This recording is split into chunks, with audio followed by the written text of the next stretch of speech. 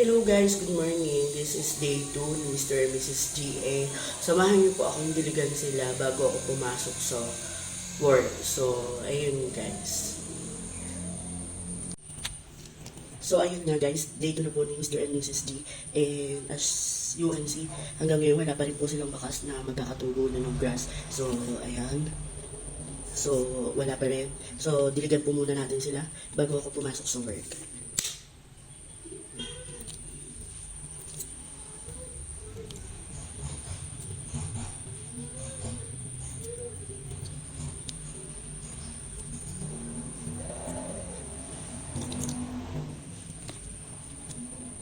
So, ayan guys, sa kanilang day 2, wala pa rin pong bakas na magkakatubo na sila. So, abangan natin hanggang ilang days kaya bago may tumubo sa kanilang mga ulo.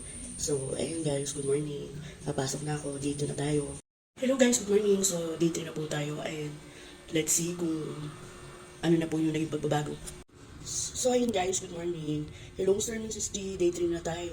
So, bago ako pumasok sa work, didiligan po natin sila. So, ayan. As you can see, wala pa po silang tubo. Ayan. So, day 3 pa lang naman po. So, let's see what's gonna happen sa mga susunod na araw ulit. So, day 3 na po ni Mr. and Mrs. G. So, ayan guys. Diligan muna natin. Ayan. So, ayan guys. This is